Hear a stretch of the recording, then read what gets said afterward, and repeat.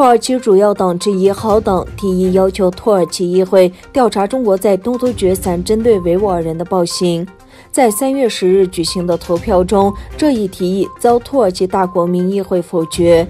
执政的正义与发展党议员投票反对，而民主主义运动党宣布弃权。该党议会小组成员鲁特菲·托尔坎签署的法案说，中华人民共和国打算部分或完全消除东突厥3维吾尔族人，有计划和系统地进行剥夺自由、酷刑、压迫、强制绝育和谋杀等行为。在这种情况下，土耳其大国民议会应该对中国在东突厥3的暴行进行调查，并向国际社会宣布结果。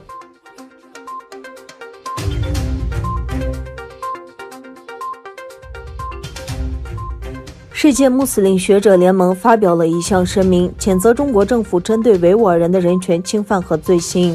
声明谴责针对维吾尔穆斯林的大规模监禁、酷刑、强迫他们放弃宗教信仰并成为无神论者，以及改变他们宗教和民族身份的企图。声明说，他们一直密切关注媒体上报道的人权侵犯和其他犯罪行为，例如试图逐步消灭维吾尔穆斯林和对维吾尔妇女进行强制绝育。声明呼吁北京政府放弃这些暴行，赐予穆斯林尊严和人权，消除对他们的一切形式的不公正待遇，并呼吁伊斯兰合作组织、伊斯兰国家、联合国和人权组织履行职责，采取行动。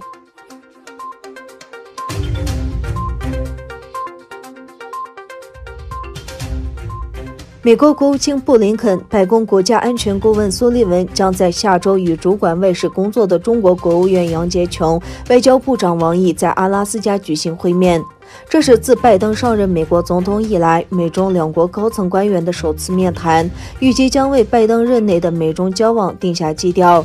国务院发言人在周3的声明中表示，布林肯和沙利文将于下周4在安科雷奇会见中国外交部长王毅及最高外交官杨洁琼。会议将在下周布林肯和国防部长访问日本和韩国之后进行。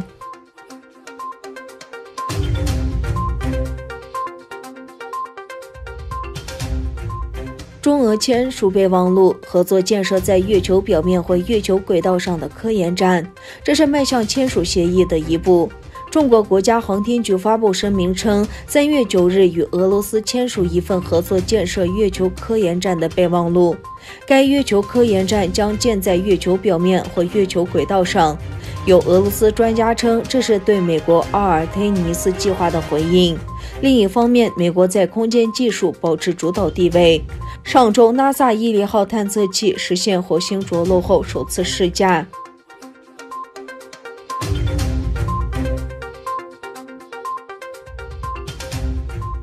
美国政府对缅甸军队总司令敏昂莱的2位成年子女实施制裁。缅甸军方2月1日发动政变后，持续镇压抗议者。美国国务卿布林肯警告，接下来可能采取更多惩罚行动。